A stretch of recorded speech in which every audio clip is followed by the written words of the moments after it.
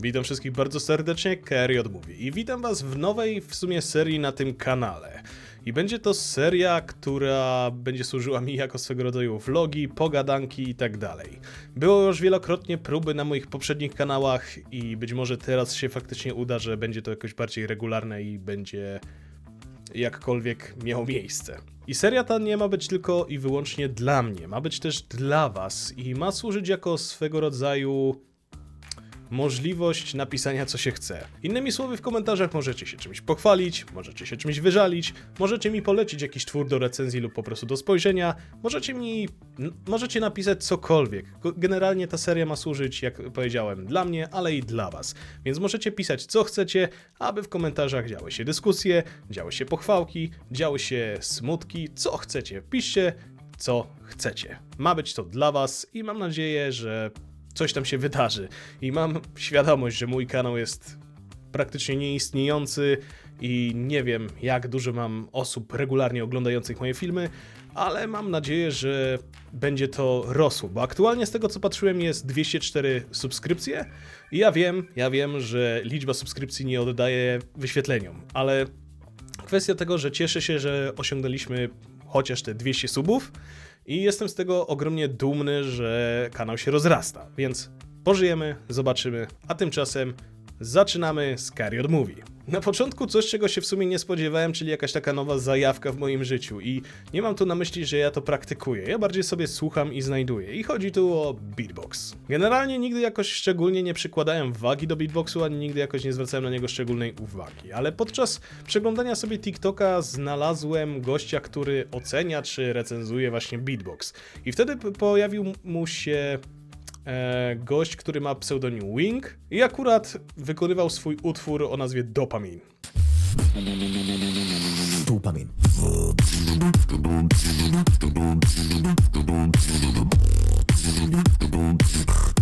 I przyznam, że byłem ogromnie pod wrażeniem tego beatboxa i stwierdziłem, że może pokopię trochę głębiej. I znalazłem mistrzostwa z zeszłego roku, gdzie Wing konkurował z Kajim, czyli z japońskim beatboxerem. I przyznam, że naprawdę byłem pod wrażeniem, co oni wyprawiają na scenie i czego są w stanie dokonać przez gębę. Ja nie mam zamiaru raczej praktykować beatboxu, bo to nie dla mnie, ale lubię sobie posłuchać i przyznam, że naprawdę jestem pod wrażeniem tego, co tam się dzieje. Oglądałem tak teamowe rywalizacje i oglądałem solowe, więc ogólnie dość ciekawa rzecz, że zainteresowałem się czymś takim jak beatbox. I ja nie mówię, że to jest coś niesamowitego i coś, co się nie mogło wydarzyć, ale nigdy nie przekładałem do tego większej wagi, więc po prostu zainteresowałem się trochę, poszperałem i przyznam, że niektórzy naprawdę mają niezły talent, żeby takie dźwięki wydawać z siebie. Ja osobiście też polecam przesłuchać Winga czy Kajiego solo na scenie, czy jak rywalizują, bo naprawdę ta dwójka zrobiła chyba na mnie największe wrażenie, ale być może ktoś z was mi coś poleci. Następnie jest serial na Netflixie, który znalazłem przypadkiem chyba z moją przyjaciółką i obejrzeliśmy go, czyli Niebieskooki Samuraj. I przyznam, że w sumie nie wiedziałem czego się spodziewać kompletnie, bo gdzieś mi się przewijał ten tytuł, ale nigdy się za niego nie zabrałem, więc postanowiliśmy spróbować i przyznam, że Chryste Panie, jaki ten serial jest dobry. Serial opiera się na tym, że główna postać idzie stroną zemsty, chęci zemsty i tak jak ten motyw już wielokrotnie został przerabiany, to tutaj został to przedstawiony całkiem nieźle i całkiem dobrze rozbudowany. I mam na myśli to, że prócz tego, że jest tu sporo krwi i sporo mordu, główna postać jest dość skomplikowaną postacią i podoba mi się po prostu odkrywanie. I dodatkowo inne postacie poboczne są również ciekawe, zwłaszcza jej sługa bez rąk, który mimo, że jest niepełnosprawny, to potrafi też się przydać do czegoś. Po drodze też pojawiają się spore intrygi polityczne, więc naprawdę niezły serial, który muszę przyznać, że chyba mógłbym nawet ocenić na 10 na 10. I niestety muszę czekać do przyszłego roku, z tego co patrzyłem na premierę drugiego sezonu, ale niezwykle czekam na to. Generalnie takie szybkie tematy, bo też chcę, żeby seria nie przekraczała 10-15 minut na początek, a później się zobaczy. I teraz przechodzimy do czegoś, co w sumie zawsze było w moich seriach takich vlogowych, czyli 3 sekcje, opierające się właśnie na grach, anime i muzyce. Więc to zawsze będzie, myślę.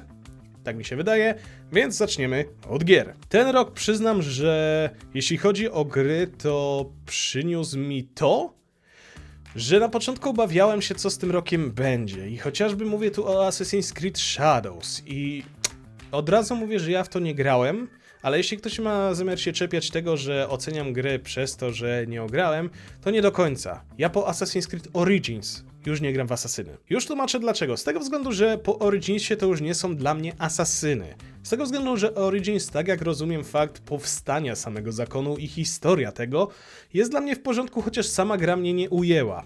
Odyseja to nawet nie jesteśmy asasynami i nie ma charakterystycznego ukrytego ostrza i mamy zamiast tego bodajże włócznie. Jedynie ukryte ostrze jest chyba w dodatku u Dariusa, jeśli dobrze pamiętam, i jakoś po prostu mnie to nie przekonało. W Valhalla zagrałem chyba 3 godziny, po czym usunąłem, bo mnie kompletnie nie kupiła, a z tego co wiem, Eivor nawet nigdy nie dołączy do zakonu asasynów. Jeśli chodzi o Mirage, nie tknąłem, być może tknę, ze względu też na to, że ja mam problem, że RPGowość w asasynach mnie nie przekonuje. No i Shadows to też jest RPG i jakoś po prostu mnie to nie ujęło, a różne związane z nią kontrowersje i nawet nie mówię o głównym bohaterze jako czarnoskórym, tylko bardziej kwestia chociażby fuck-upów, jakie wydarzyły się chociażby z premierą, jakie wydarzyły się z tą bramą Tori bodajże i generalnie po prostu mnie ta seria już nie interesuje aż tak jak kiedyś, dlatego wolę wracać do starych części, bo jestem po prostu przyzwyczajony do starego modelu. I kwestia tego, że są inne gry, które mnie mocno zainteresowały. Jeden z przykładów jest koreańska wersja Simsów, czyli Inzoi. Nie kupiłem jeszcze, ale planuję kupić, ze względu na to, że mimo wszystko dużo grałem kiedyś w Sims i jestem po prostu ciekaw, jak oni do tego podeszli. Następna gra to Clair Obscura Expedition 33, która z tego co widziałem na Steam ma bardzo dobre oceny i jest dość mocno promowana, ale się nie dziwię, jakoś oglądałem i czekałem na tą grę długo i jest na Xbox Passie, a Xbox Passa mam, więc planuję to ogrywać, ale wolałbym to robić na streamach, ale streamy nie wiem kiedy wrócą, bo no, to omówię na koniec. Następnie jest gra, na którą szczególnie czekam, czyli nowy Doom, ze względu na to, że ja niezwykle zakochałem się w Doomie z 2016 i Doomie Eternal, więc jestem ciekaw, jak będzie z tą częścią, bo naprawdę lubię tą siekankę, która tam się dzieje. Zwłaszcza, że ostatnia gra, którą ogrywałem, która mocno się inspirowała Doomem, znowu we mnie wzbudziła taką chęć do serii Doom, a dodatkowo Zacnapera, czyli mój tłumacz, polecił mi też grę podobną do tego, więc zobaczymy, co wyjdzie też z nowego Dooma, bo naprawdę jestem ciekaw i mam nadzieję, że tego nie zepsują. Zobaczymy, co jeszcze ten rok przyniesie, jeśli chodzi o duże produkcje, ale przede wszystkim najważniejsze są dla mnie gry indie. Najważniejsze są dla mnie gry indie z tego względu, że duże produkcje ostatnimi laty dają trochę dupy i nie widzę nic dla mnie ciekawego. Dlatego liczę ogromnie na rynek indie, że wyjdą jakieś nowe produkcje i chociażby ostatnio zacząłem ogrywać z Michaelem, który często występuje u mnie na streamach. Zaczęliśmy grać w Repo, czyli ostatnio dość popularna gra multiplayer z prostym zamysłem, która trochę przypomina Little Company i która mocno nas wciągnęła ze względu na humor i to, co tam się dzieje. Nadal odkrywamy tą grę, nadal nie odkryliśmy wszystkich chyba potworów, ale map jest póki co mało, różnorodności, ale być może autor już pracuje nad nowym update'em, zobaczymy, ale generalnie Repo ogromnie polecam, zwłaszcza, że nie jest jakoś szczególnie drogie, a humor, rozgrywka i przyjemność jest z tej gry ogromna. Jeśli chodzi o anime, to w tym roku nie zauważyłem, czy nie zwróciło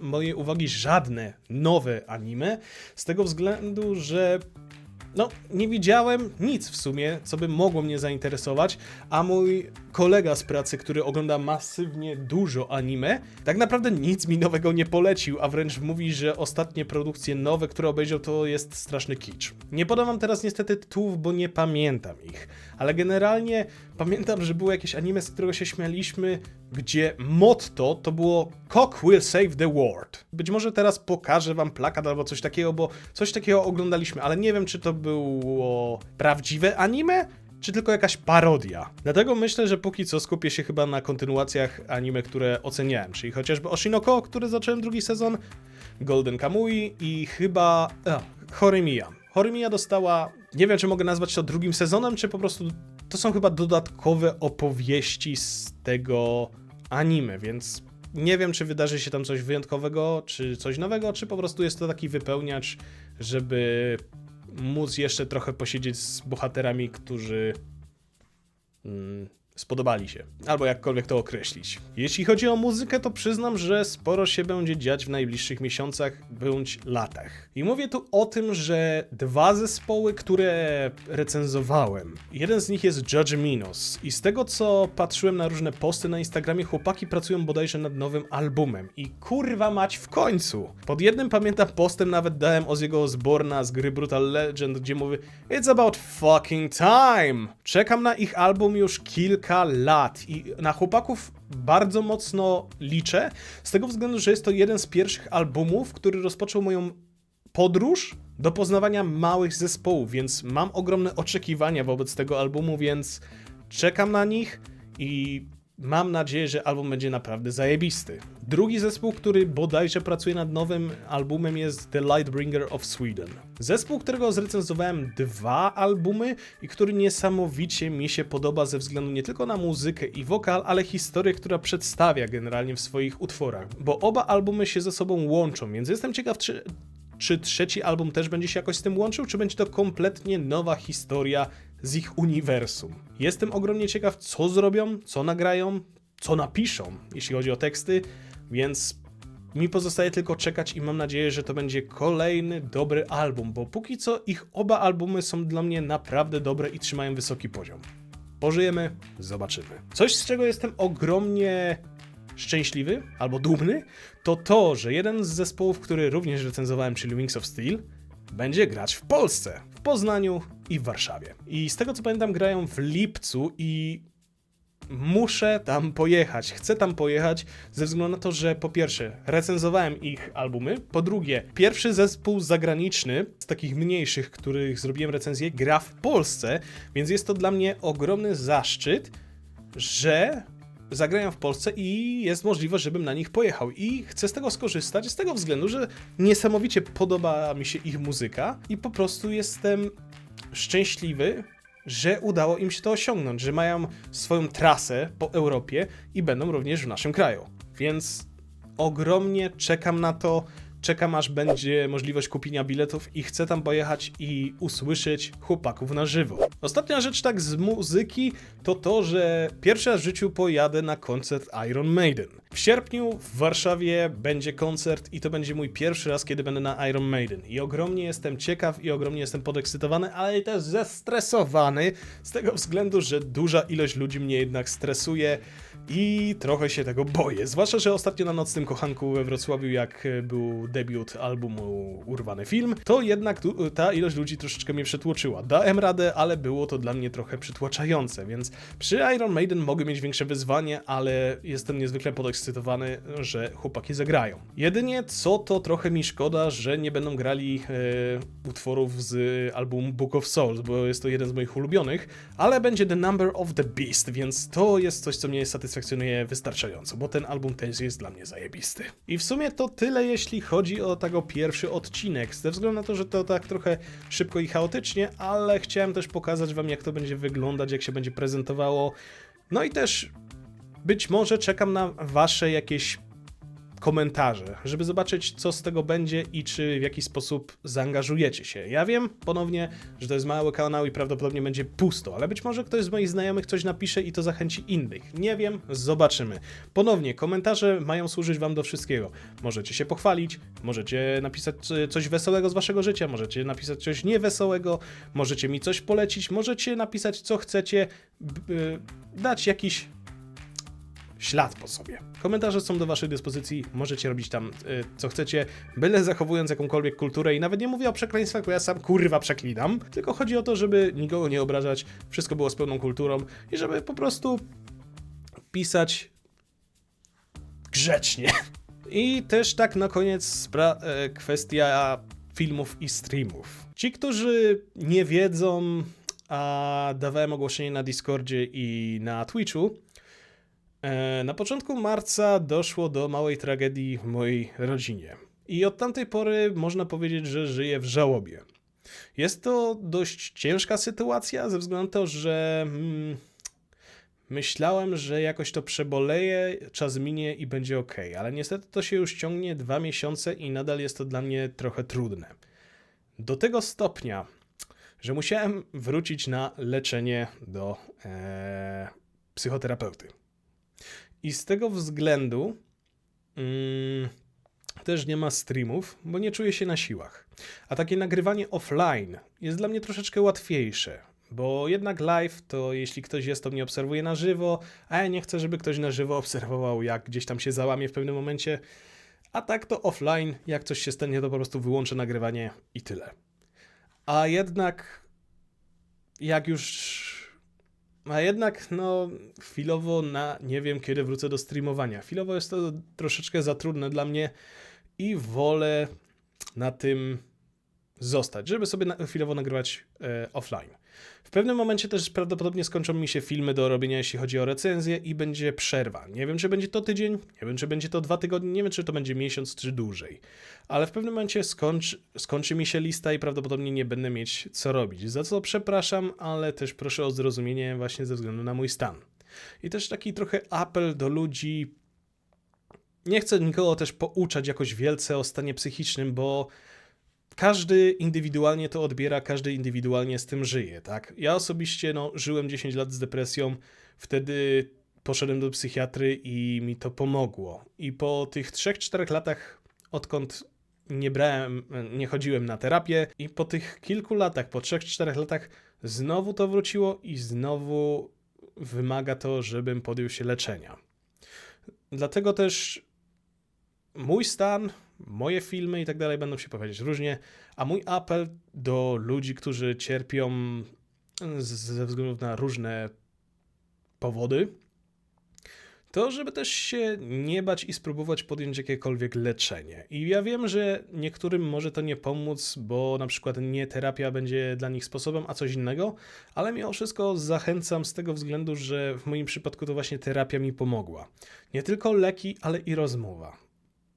I ja wiem, to też kosztuje, zwłaszcza jeśli ktoś chodzi prywatnie, ale po prostu zachęcam, jeśli ktoś ma taką możliwość jeśli ktoś ma takie możliwości, tak? Nie być wobec tego obojętnych, bo ja sam wiem, jakie to jest przejebane, kiedy się żyje w takim stanie. Także ogromnie trzymam kciuki za wszystkich, którzy cierpią. Ogromnie trzymam kciuki za tych, którzy walczą z tą chorobą i walczą z depresją, paranoją, lękami, z tym wszystkim. Trzymam za was ogromnie kciuki, zwłaszcza też za bliskich, bo niektórzy moi bliscy też na to cierpią. Trzymam za was kciuki i mam nadzieję, że wszystko będzie u was w porządku. Ja liczę na to, że u mnie też z czasem będzie coraz lepiej i mam nadzieję, że ta seria nie będzie tylko, jak powiedziałem, dla mnie, że będzie moim sposobem na wygadanie się, ale też właśnie waszą serią, gdzie wy będziecie mogli się jakoś wygadać i być może wam to pomoże, że napiszecie, co wam leży na sercu, bo ja sam się wstrzymywałem od tego wiele lat, a kiedy już zacząłem to robić, to jest mi trochę lżej. Być może to nie rozwiąże problemów, ale trochę zmniejszy ciężar na sercu. Także nie bądźmy obojętni wobec tego i starajmy się z tym walczyć. Ja wiem, że to jest trudne, wręcz czasem ciężko nawet wstać z łóżka, ale trzymam za was kciuki za wszystkich. Także to tyle. Dziękuję za oglądanie, dziękuję za wysłuchanie. KRJ mówił, do zobaczenia, cześć i czołem i mam nadzieję, że ta seria wam się spodoba i będzie pojawiała się trochę częściej. Pożyjemy, zobaczymy. Do zobaczenia, cześć i czołem i cześć! No hej, chciałbym was zaprosić serdecznie do linków znajdujących się w opisie. Przede wszystkim do mojego kanału na Twitchu oraz do mojego serwera na Discordzie. Serdecznie zapraszam i pa!